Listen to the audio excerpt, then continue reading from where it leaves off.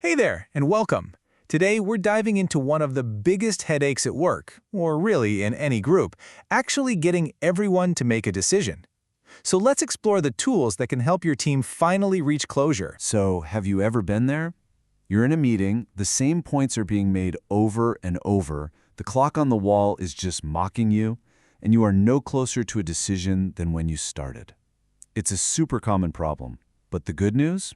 It is absolutely solvable. To really see how this works in practice, let's follow a team at a travel company. They're facing a pretty big, high-stakes decision. We're going to use their challenge, should we or shouldn't we launch a new department, to walk through the different ways you can get to a final decision. Right, so first up, the indecisive meeting problem. We've all felt this. It's that analysis paralysis where the discussion just spins and spins and nobody's willing to make the final call. It's that exact moment when a group gets stuck and a leader really needs to step up. So here's the deal with our travel team.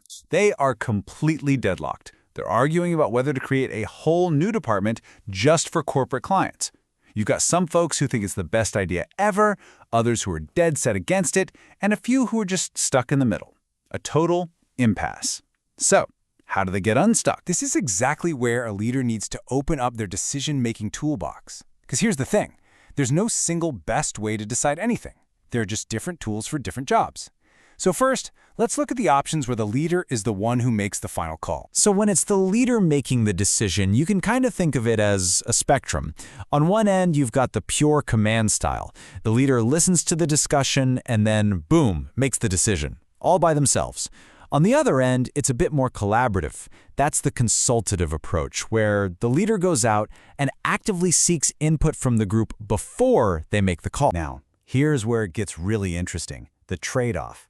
The command style? Yeah, it's fast. It is, without a doubt, the most efficient way to get a decision made. It just slices right through all the debate. But, and this is a big but, that speed comes at a price. It can be really unpopular. And if your team feels like they weren't heard, their commitment to making that decision a success can be, well, pretty low. The consultative approach, on the other hand, feels more democratic, right? Everyone gets to have their say, and the final solution can feel like a real team effort. But let's be super clear on this. It's not a democracy. At the end of the day, the power to make that final decision still rests with one person, the leader. Okay, but what if you don't want the leader making the final call? What if you want to shift that power and authority over to the group itself? Let's check out a totally different way of doing things. And that brings us to a really powerful, but let's be honest, an often misunderstood tool: consensus. And let's get one thing straight right away.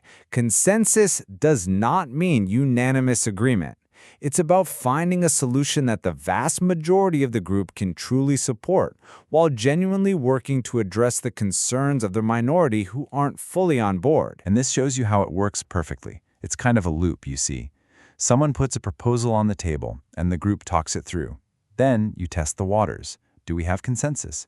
If people have concerns, and they probably will, you don't just ignore them. You actually modify the proposal to try and address those issues. And then you test again. You just keep repeating that cycle until you land on something that everyone can live with. So what's the catch?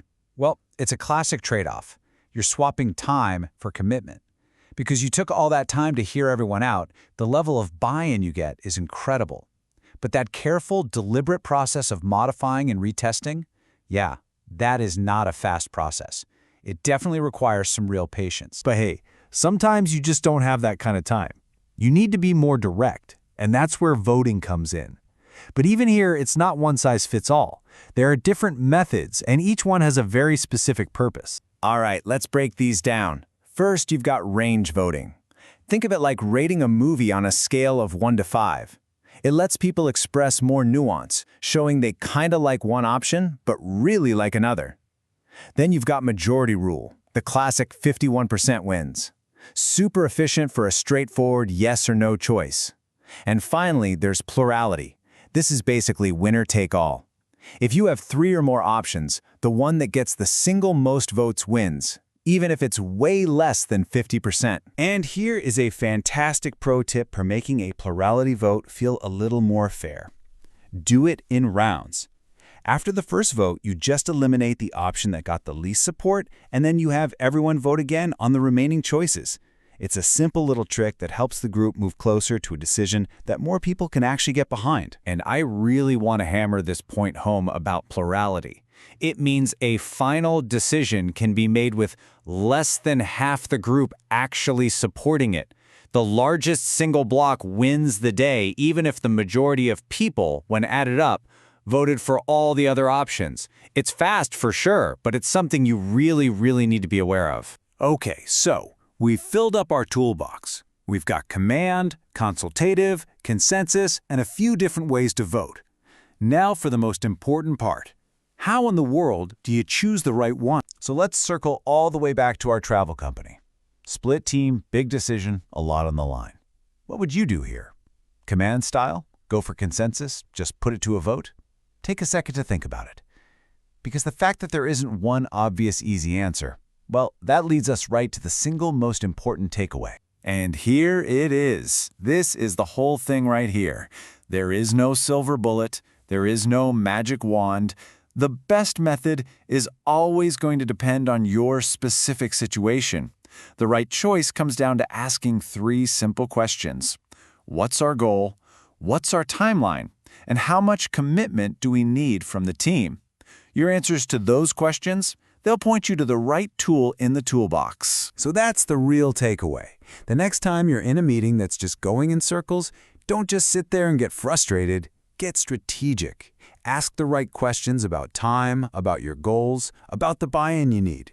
Because now you know the options. The only question left is, what's in your toolbox?